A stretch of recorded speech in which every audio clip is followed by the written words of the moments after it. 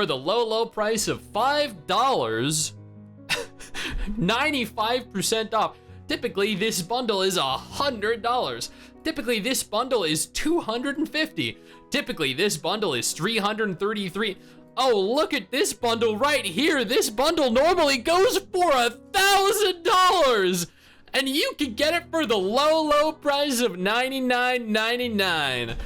Wow, what a discount. You get 6,000 crystals. You get some basic elixirs, which allow for you to increase the power of your waifus. And you get some materials. If you don't buy this now, whenever this special deal ends, you're gonna have to pay $1,000. Oh my God, and there are multiple. This one's $1,000 too. Oh my God. Wow. Oh, these deals are something you need to take advantage of. Look at this, $666, $333. Oh my God, what, like this, right? Dude, wow. How are they gonna be able to eat at night?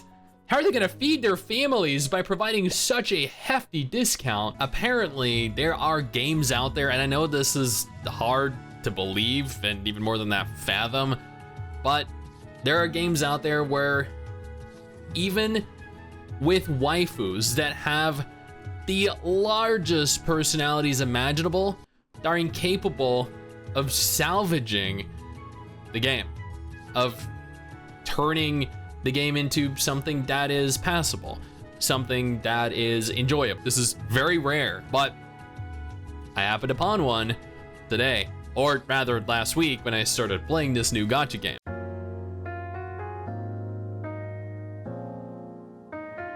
Hey, my name is Stix, and welcome back to another episode of Player Pass, where I jump into new and old gacha games after having played them for a day, numerous days, weeks, or months, however long I can really bear to. And I walk you through my experience, whether it was good, whether it was bad, judging by what you probably saw from the intro.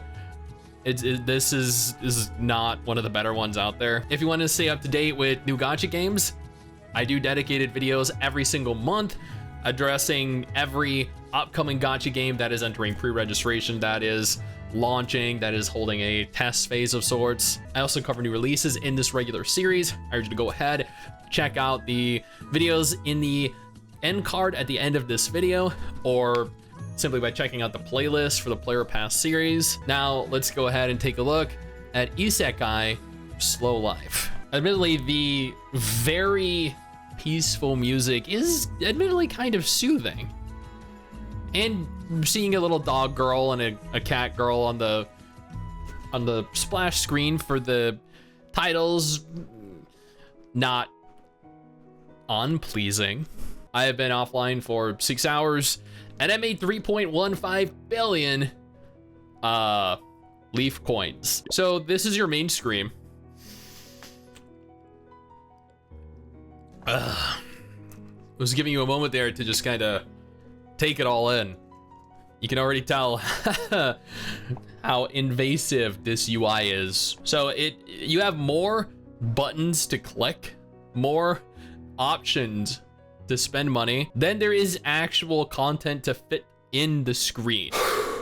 So this is admittedly, I've only played one other game like this before, but essentially this is an idle game where you kind of just live your life in this world. You don't really engage in anything whatsoever because everything just happens out of your control, and that's it.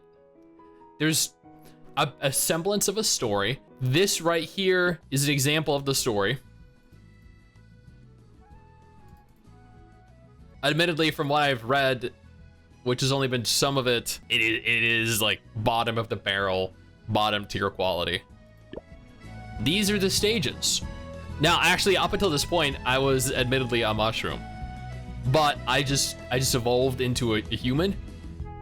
I know that doesn't make a whole lot of sense to you, but you're isekai'd into this world, and you take on the form of a mushroom, and then your goal is to like date all these waifus, build like a harem, and then this is the game, the loop of the game. You just kind of, I'm gonna be honest, I've just kind of been skipping it because it's so boring. And then you just watch your character literally hold W into a bunch of inanimate objects around the town. And then after a certain number of stages, you go into this mode where you negotiate with someone. Hey man, yeah, nice glasses. Oh, thank you. There we go. Look at that. Bit more story. Now let's keep holding W.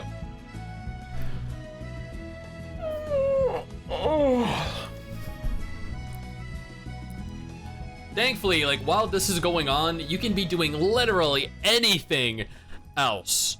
Like, as an example, I'm grinding in Nikkei right now. I just got back into Nikkei, and this is exponentially more enjoyable than what this is. So I'm progressing through stages in Nikkei right now. And here we go. End of another stage. Oh look, I can challenge this guy. I shot a fireball at him. Oh no! Look at that, it's over. Nice stage. And that's the gameplay loop. That it is that boring. Now, outside of whatever this is supposed to be, you have a village.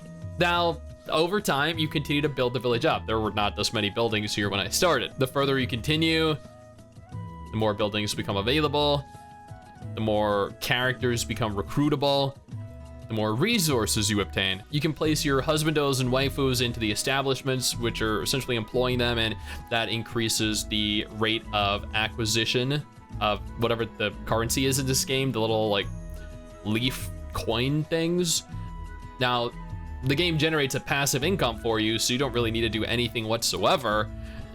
I think it encourages you actually to just log out of the game and come back after like 9 or 12 hours. It accumulates currency over a 12-hour period and then not beyond a 12-hour period. So it kind of just, it encourages you to only play for maybe 10, 20 minutes a day, but 12 hours apart so you can maximize your earnings. The buildings admittedly don't really do all that much. Like the inn here generates money, but there's like a little restaurant attached to it as well. So you essentially, you serve dinner to your people of your town. There's an auto button, but it's gated. You can learn new recipes. You can build new tools, new areas in the kitchen, like new counters. I think, yeah, like a frying pan. There's the stove over there, or an oven rather. Over here is the big cooking pod. So these are things you unlock. These are things you upgrade over time. We have the hot spring, which is actually something I just built. It lets you get your waifus in you know, the towel. So if you want to pour on them, I guess. You have the scroll shop, which generates you money. You have the apothecary, which interestingly enough provides you money. You have the workshop over here, which, oh, I actually have someone I can put here. Oh, the polar bear guy that I just got. Right, okay. You can upgrade the establishments. Is something you should be doing because it increases the rate of monetary acquisition, resource acquisition. It allows for you to employ more employees there as well, which again, it's just this repetitious cycle of constantly attempting to increase the rate of acquisition of resources. That's it. That's what essentially every building here does. And I mean, if you run out of money and the like 400,000 gold per second isn't enough for you, you can go down here and you can just keep clicking. You just keep getting money. Look at that. You never run out. It's great. There's a school.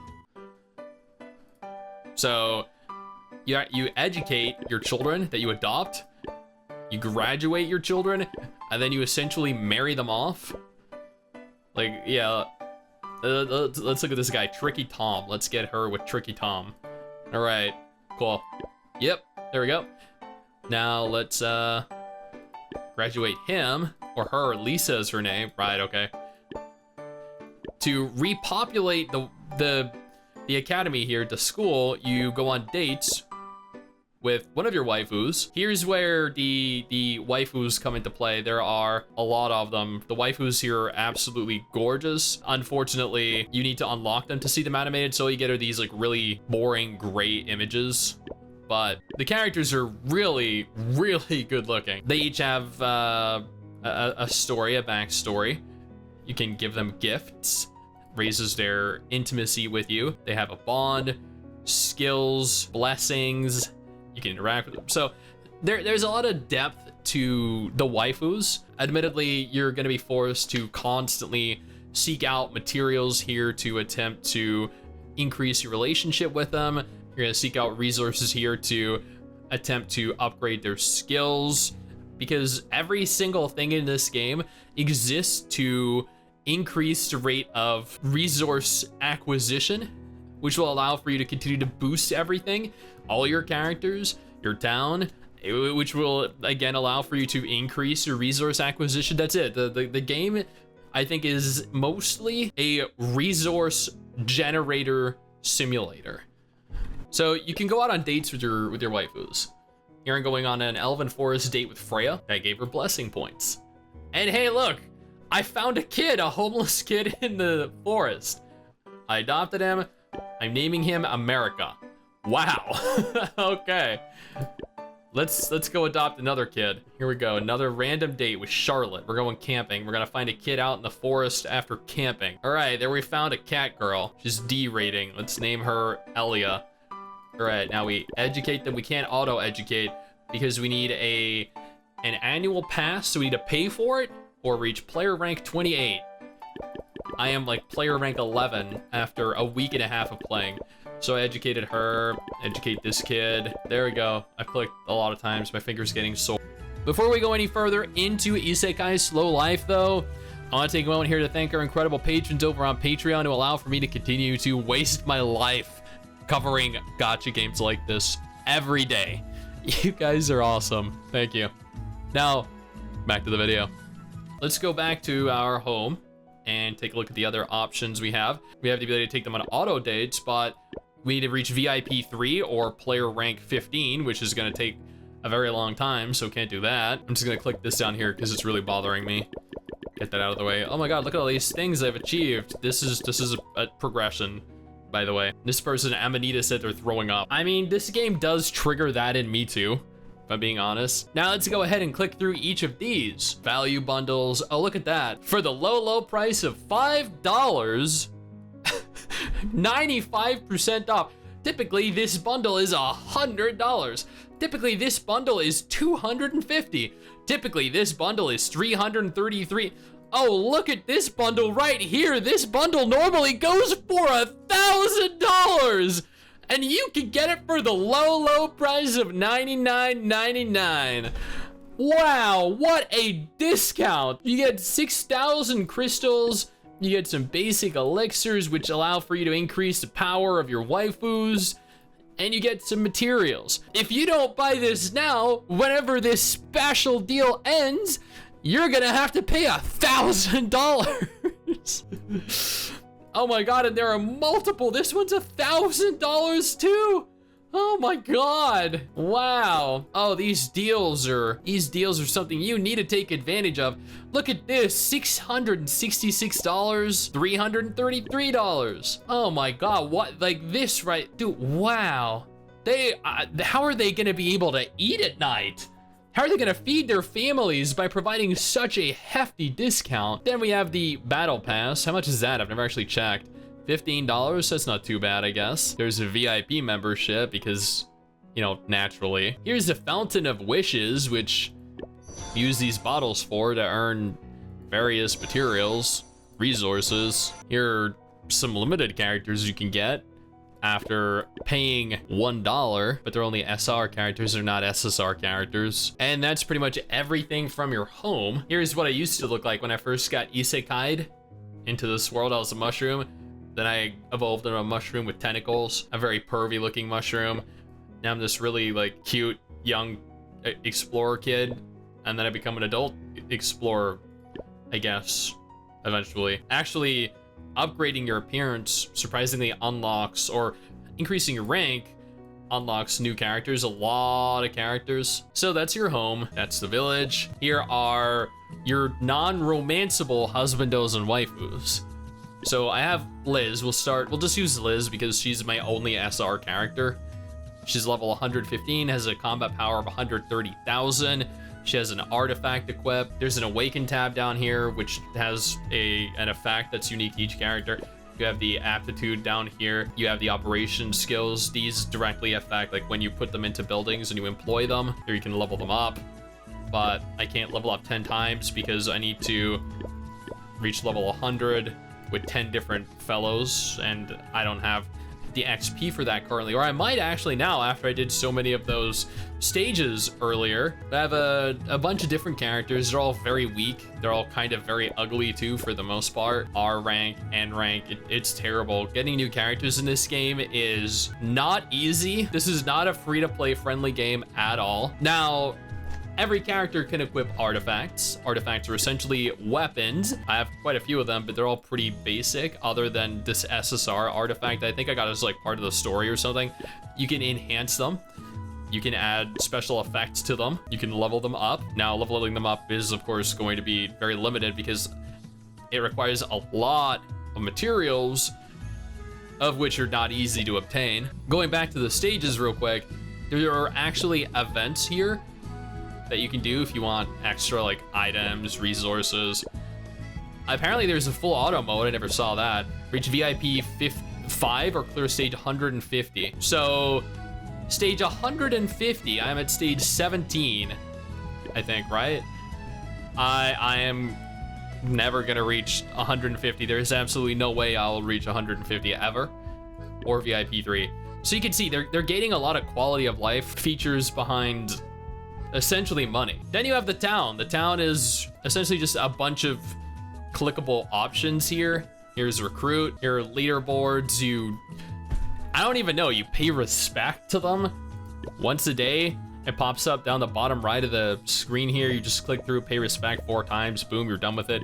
There's challenge here. It allows you to challenge this like tower. It's fairly easy as long as you're 1 power above the recommended power here. Like it says the power for level 76 is required to be 522. I have 515, so I'm slightly under the recommended power. I'm gonna go ahead and get a slight boost here. I just leveled a few of my characters by like 5 levels each, and now it's an immediate victory because of my tiny boost in combat power. That's always fun. Here's a banquet. You essentially hold a banquet every time you get a new waifu. Here's a Hall of Fame. Here's essentially you visit here. You're like, hey man, what's going on? Congratulate them. Good job. Hey man, I'm gonna congratulate you. Good job. Hey man, how are you doing? Oh yeah, I'm gonna congratulate you too. Good job, man. Good job. Yeah, oh, you're doing great. Keep it up. Keep up the good work, man. Yeah, you're doing great. I have no idea the purpose behind that. I have no idea what the purpose is behind half of these options, really. Here's the trading post. You can get money. You do a negotiation with other players. This guy is level 18. He has a power of 3.1 million. My power is 500,000. That's going to be very easy for me to win this negotiation. Oh yeah, here we go. The negotiation has started. He's mostly kicking my ass. Oh God. Yep. I don't know how I had an increase in influence and he had a decrease, but you know what? I'm not gonna knock it. You wanna know why? Because I'm gonna pretend that I won that in case I did. Here we can roam. This is how you actually obtain new waifus as well. You get X amount of roaming options per day. Yeah, you can't recruit her, so that was pointless. All right, can't recruit her because we already have her. That was pointless and an absolute waste of stamina. All right, we didn't even move. Cool, yeah, that was a waste of stamina. Already had her. All right, here we go. Exploration number 4. Okay, can't recruit her. That was a waste of stamina. Oh, that's fun. Yep, can't recruit her. That's a waste of stamina. And that, yeah, there's roaming. Here's the bazaar. Oh, I can't do anything there because of your rank level 20. Here's a guild. I mean, you can donate to the guild. It functions pretty much like every guild in every gacha game. And that is it. That is the game. You kind of just let shit happen around you and you watch it from a distance and you're like, oh yeah, this is so much fun. Oh, I could upgrade that building. That's cool. All right, I'm gonna go do some stages. All right, yeah, here we go. Oh, operation failed in Nikkei. Well, that's unfortunate. I guess attempting Tribe Tower number 18 right now really screwed me over. I guess I don't have enough combat power. Yeah, I'm under the required combat power to clear Tribe Tower number 58. Oh, I can challenge him. All right, here we go. Gonna challenge him. Oh, he's a villain. Oh, he's down. Oh, that is depressing. Okay, all right, here we go. More stages. I got 2B, by the way, in Nikkei, so I was very happy. Cost me $220 to get her, but I got her. So this is essentially the game. You don't play it. It just plays itself for you. Well, you play other games and you enjoy other games. And that is Isekai Slow Life. I think that's what this game is called. I don't exactly remember. It does not have any semblance of nothing at all that is remotely enjoyable, anything that is remotely noteworthy or remotely memorable whatsoever. This game is horrifically boring. Even as far as idle games go, this game is horrifically boring. There's absolutely nothing to do. There's nothing to engage in, nothing whatsoever. This is an actual abomination of a game. I don't know how anyone could play this. I don't know how anyone could justify these special bundle packs that cost $1,000 without the discount. There's just no way. There's just no way. This is a joke of a game. I don't know how they get away with this, but I don't expect it to last very long. Unless there are some people that are too stupid to realize the game's a fucking scam, in which case I genuinely feel sorry for them. But that is Isekai Slow Life. It is, but when they say slow life, they mean it. This is an arduously slow life. Now, if this isn't a game you're interested in playing, absolutely no problem. I got you covered with 2 different videos on screen right now that might be of more interest to you.